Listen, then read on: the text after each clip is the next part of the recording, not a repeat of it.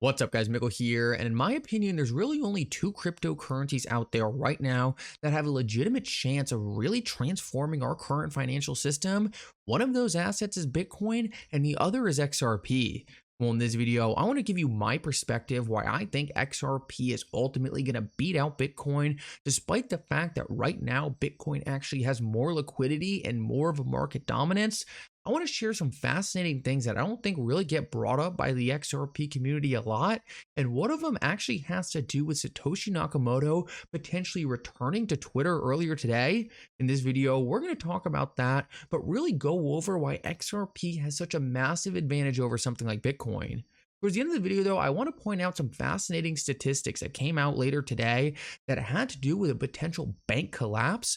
I want to talk about what's going on with the banking sector right now and how cryptocurrencies could actually benefit from it. Make sure to stick around for that. You are not going to want to miss it. Like always, guys, your support means so much to this channel. If you enjoy these videos, make sure to take a quick second to like this video and subscribe to my channel. It's really going to help me out so much. Also, if you ever need a good place to buy some XRP or the Flare token, make sure to check out my favorite exchange Uphold down in the description of this video. With that said, though, let's jump right into it, and I hope you guys enjoy the content. So I want to start out this video and really address the rumors of Satoshi Nakamoto coming back to Twitter, because this has really been blowing up Twitter earlier today. People have been talking about it like crazy. In my opinion, there is no way Satoshi Nakamoto is actually on Twitter. I think this is just some grifter pretending to be him.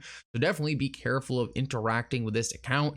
The main reason why I personally don't think there is any way this is him is because, well, one, it's a verified account, so he would have to give his ID to get verified. I don't think there is any way he did that. And also, this guy or group of people spent so long trying to be anonymous, I doubt they would take some risk of going on to X. That really just doesn't really make any sense to me. It kind of destroys the entire credibility of Bitcoin.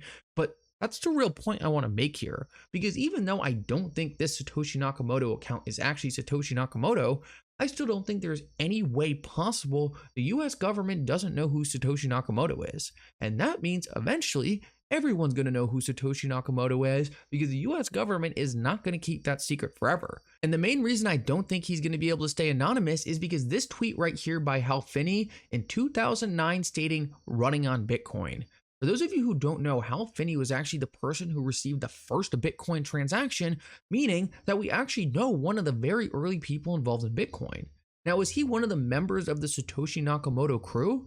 It's very possible, but what I want to make the point of saying is that if we know one person involved in the early days of Bitcoin, we could figure out the rest. It doesn't take a lot of intelligence agency power to bring someone like Hal Finney into a back room and say, okay, tell us everything you know, and they'll get the information from him. Also, when people were first designing Bitcoin in the early days, they weren't that secretive. They're using public IP addresses because at that time, they didn't actually think what they were creating was going to be a big deal. They were just creating Bitcoin thinking, hey, this is some experiment. It's probably not going to amount to much. So when they were building it, they weren't being super secretive. So there are actually a lot of ways a powerful intelligence agency could actually figure out who Satoshi Nakamoto is, and they probably have already done that. Like I said, some of the early people are already well known, and they weren't being that secretive at the start. Now, the main reason I make this point is because that's really one of the biggest differences between XRP and Bitcoin. I think we all know that XRP is a significantly better technology, but so many people say the best part about Bitcoin is you don't know who Satoshi is, and therefore no one created it. Well, besides the fact that that statement is absolutely absurd, of course someone created it. Someone created Bitcoin just like XRP. It really just defeats the purpose of what a cryptocurrency is meant to do. So many people put the main reason why Bitcoin is so special on it being anonymously created. But none of those people actually focus on the technology behind the cryptocurrency. They say Bitcoin is so great because it's anonymous, but they don't focus on transaction speed. They don't focus on efficiency. They don't focus on things that actually matter in creating a payment system. Even some of the biggest Bitcoin maxis out there today kind of admit that Bitcoin has failed as a peer-to-peer payment system. They switched the narrative. They're now saying it's digital gold because it never lived up to what it was supposed to be as an actual next-generation payment system for a financial system. I want to show you a quick example of why XRP is so much better for something like this, and it actually has to do with an amendment being proposed today, and that's the clawback amendment. What this is going to do is allow institutions to issue assets on the XRP ledger and then be able to claw back transactions done with these issued assets. Now, this doesn't mean these institutions are going to be able to claw back XRP or pull back XRP cent, but that means if an institution was to create Bank of America coin or US dollar coin on the XRP ledger and a transaction happens with that coin that was, say, done by a terrorist or a bad organization, well, they could actually pull that money away. Now, for someone who is a Bitcoin maxi, a super decentralized maximalist, someone who thinks that government should have no power, and someone who thinks institutions should just play by the same rules as everyone else, well, those people would absolutely hate something like this. But someone with common sense and actually understands how these institutions operate fully understands that no institution is going to create a currency on a public blockchain that they can't control. So this right here is a perfect example why I think XRP has such a unique advantage over something like Bitcoin. It embraces the best parts of what institutions need and want and are absolutely necessary for them to operate in our next generation financial system while still leaving the most important parts of a cryptocurrency like XRP itself not being exposed to these clawbacks. The XRP ledger is being positioned to be an institutional ready tool to transform our financial system.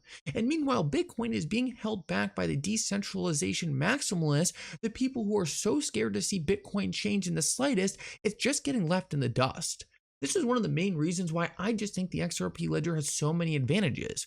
We see automated market makers coming to the XRP ledger. We see sidechains. We see smart contracts. All these different tools that institutions are going to need to really build out their next generation financial services products. All of this is happening while Bitcoin has nothing going for it other than an anonymous founder who might not even be anonymous. These are the real reasons why I think XRP has such a unique advantage over Bitcoin. Right now, Bitcoin is winning the race. It's got more liquidity, it's bigger, it's got more holders. But I think as we head into this new digital asset class, where institutions are actually utilizing the assets with utility, we are going to see this narrative completely get flipped on its head. Overall, I just thought this clawback amendment was really interesting in illustrating the difference between these two assets and the fundamental difference on how these chains are going to be used in the future. And the next thing I want to kind of pivot into is what is happening in the banking sector. And this is kind of unrelated, but I think it's absolutely fascinating. Earlier today, and this is one of the craziest charts you'll ever see. It might be hard to see the screen, but back here we see February of 1973, and over here we see February of 2023. So it's essentially the last 50 years of banking history. And as we can see, the amount of money in banks is dropping off a cliff. People are pulling their money out of banks because interest rates are so high they can make more money in the treasury market, and you're not getting any money to hold your money in a bank. Most large banks still have interest rates around 0%. So essentially, right now, the banking sector is going through a massive liquidity crisis. There is no way this is sustainable. It is absolutely shocking to me that the economic experiment we have been going through over the past 2 years is still going on.